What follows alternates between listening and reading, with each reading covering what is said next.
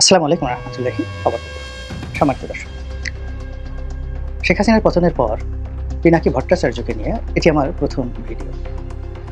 যখন আওয়ামী লীগ ক্ষমতায় ছিল তখন জনাব পিনাকিকে নিয়ে আমি বেশ কয়েকটি ভিডিও করেছি। উদ্দেশ্য ছিল তাকে এনলাইটেন করা, তাকে হাইলাইট করা। এর কারণ হলো তিনি যে সময়টিতে এই ইউটিউবে ভিডিও করা শুরু করেন এবং তিনি যে স্টাইলে কথা বলা শুরু করেন সেই স্টাইলটা প্রথম দিকে প্রমিত বাংলায় আমাদের মতো কথা বলতেন এবং তার যে ভিউ এগুলো আমাদের সাথে অনেক কম ছিল।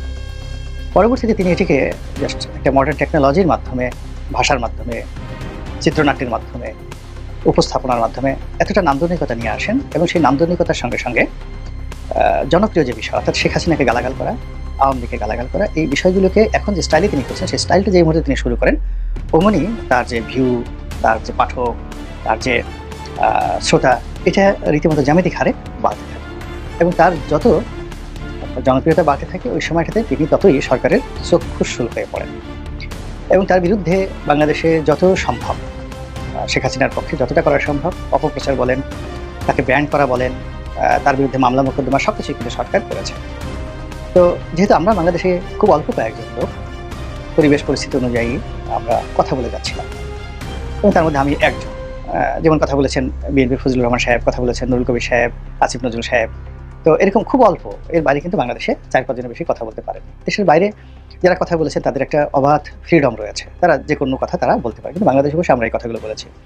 তো সেই কথাগুলো বলতে গিয়ে বাংলাদেশে তখন আমরা যখন কথা বলেছি তখন পিনাকির নাম কোনো মিডিয়াতে উচ্চারণ করা, পত্রিকায় পিনাকি রঞ্জন নামক শব্দগুলো লেখা বা বাংলাদেশে বসে তাকে নিয়ে কৌশলে তার প্রশংসা করে ভিডিও তৈরি করা, এটি একেবারে অসম্ভব একটা বিষয় ছিল। কিন্তু সেই কাজগুলো আমি করেছি। এটা এই কারণে করেছি যে আমাদের যে যুদ্ধ, সেই যুদ্ধের যে টার্গেট অলমোস্ট সেম, শুধু way of talking and way of presentation is different, but লক্ষ্যটা সেম। তো যাই হোক, শেখ হাসিনার পতন হয়েছে আলহামদুলিল্লাহ। শেখ হাসিনার পতনের পর আমাদের এই বাংলাদেশে আগে যে সমস্যাগুলো ছিল সেই সমস্যা প্রায় সব সমস্যায় বহুগুণে বেড়ে গেছে। তারপর কিন্তু আমাদের আফসোস নেই। এর কারণ হলো শেখ হাসিনার 15 বছরের যে শাসন আমল, আমরা প্রায় সবাই যারা নির্যাতিত হয়েছি তারা যে কোনো মূল্যে পরিত্রাণ চাচ্ছিলাম। এমনকি অনেকে মৃত্যু কামনা করছিলেন যে এর সাথে আমাদের মৃত্যু হয়ে যাক, আল্লাহ তুমি জিবরাইলকে পাঠিয়ে আমাদেরকে নিয়ে নাও, আচ্ছা শেখ হাসিনাকে নিয়ে নাও। তো শেখ হাসিনা চলে গেছেন, আল্লাহ তাকে ভালো রাখুন, হেদায়েত দান করুন, বেহেশত নসিব করুন, আমরা দোয়া করি। কিন্তু এখন শেখ হাসিনার অবর্তমানে এই বাংলাদেশে যে সকল সমস্যাগুলো তৈরি হয়েছে, দেশের বাইরে থেকে যারা পিনাকি মতো লোকজন আছেন তারা অনুধাবন করতে পারবেন না আমাদের যে বেদনা। আমরা এই বাংলায় বসে যারা কথাবার্তা বলছি, যারা ব্যবসা বাণিজ্য করছি, সীমাহীন অরাজকতা।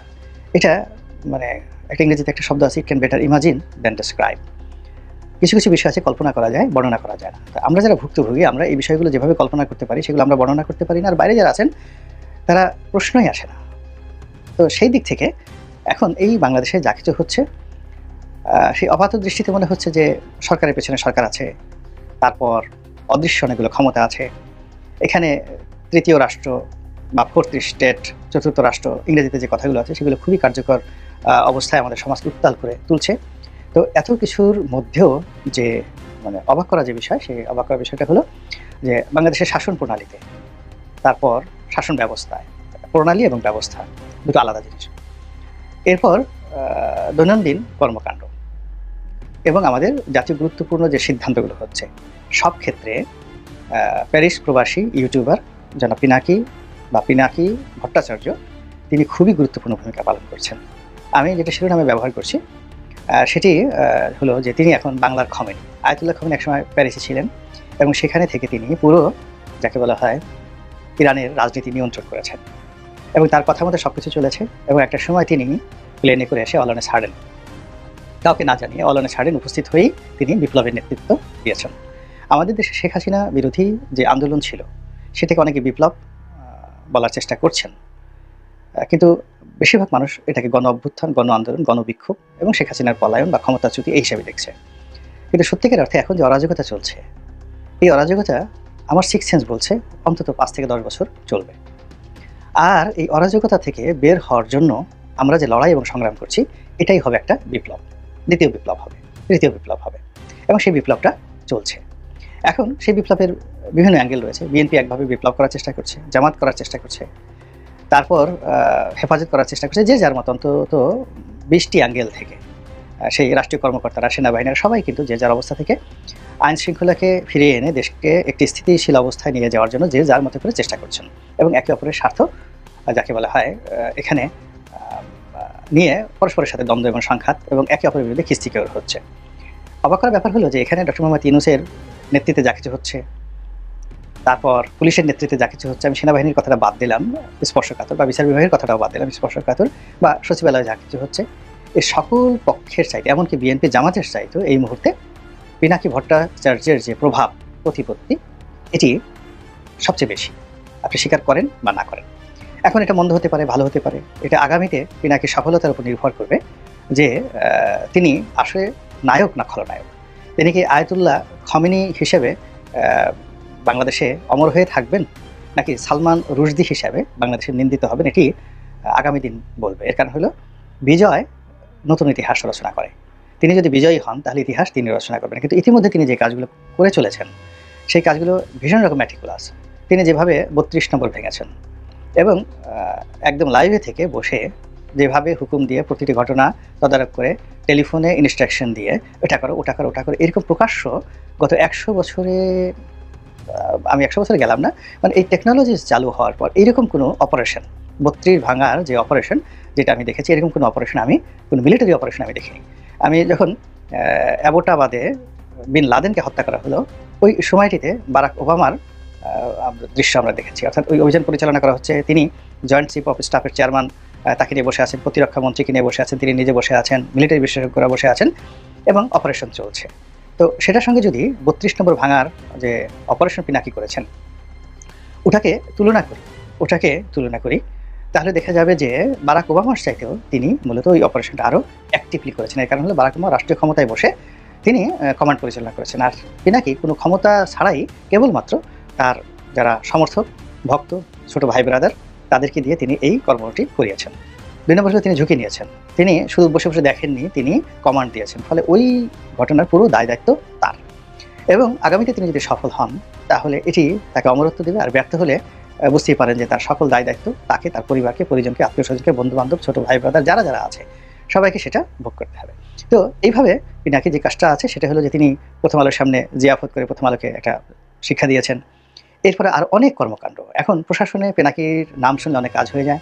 যেমন তিনি নিজেই বললেন যে ধানমন্ডিতে এক জায়গাতে ডাকাত পড়েছে, তো সেখানে পুলিশ তারা পাচ্ছিল না এবং তিনি পুলিশকে টেলিফোন করে, প্যারিস থেকে পুলিশকে টেলিফোন করে তিনি সেখানে পুলিশ পাঠিয়েছে। তো এরকম ছোটো ছোটো কাজ থেকে শুরু করে অনেক বড় বড় কাজ হচ্ছে। তার সঙ্গে সঙ্গে পিনাকির নাম ব্যবহার করে অনেকে বদনাম করার চেষ্টা করছে, ঘুষ আদায় করার চেষ্টা করছে, দুর্নীতি করার চেষ্টা করছে, এবং এটা নিয়েও পিনাকি কিন্তু বিভিন্ন কথাবার্তা বলেছে। কিন্তু পিনাকি যে কাজটি সবচেয়ে বেশি মানে বিপ্লবাত্মক করছেন খমেনির মতো, খমেনির শিয়াইজম এবং তার এন্টি আমেরিকান যে স্লোগান ওটি এখনো পর্যন্ত কিন্তু যাকে বলা হয় একটা মাইলস্টোন হিসেবে, রোল মডেল হিসেবে পুরো ইরানকে পরিচালিত করছে।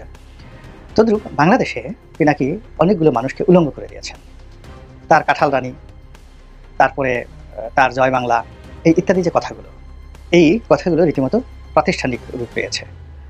আবার তিনি যে সকল গালাগাল করেন, যেমন জাউরার জাউরা, জাউরা মানে আপনারা তো জানেন যে জারজ, যাকে জারজ বলা হয় সেটার আঞ্চলিক শব্দ জাউরা।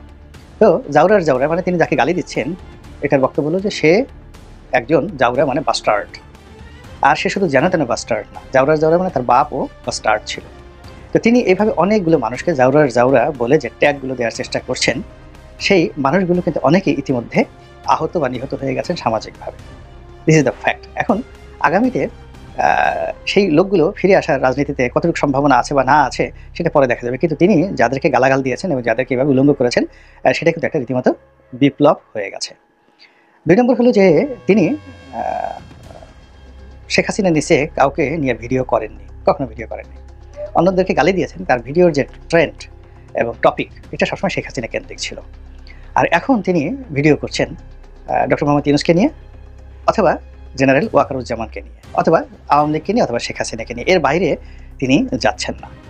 ইট মিনস যে তিনি একটা বিপ্লব করার জন্য যে টার্গেট নিয়ে এগুচ্ছেন এবং যে বিপ্লবী গ্রুপ তিনি তৈরি করছেন দেশে এবং দেশের বাইরে, সেখানে তাকে সাহায্য করার জন্য যেভাবে টাটকা অলি আছে, আবার তাকে সাহায্য করার জন্য দ্য বাস্টার্ড এবং যাকে বলা জাউরার জাউরা মানে son of A bastard, bastard of the bastard, মানে সেগুলো group of dozens of bastard রয়েছে যারা চিন্তা চেতনায় দেশে দেশের বাইরে তার সৈনিক হিসেবে, তার যাকে বলে পোষ্য হিসাবে, তার ভক্ত হিসাবে তাকে সাহায্য করছেন।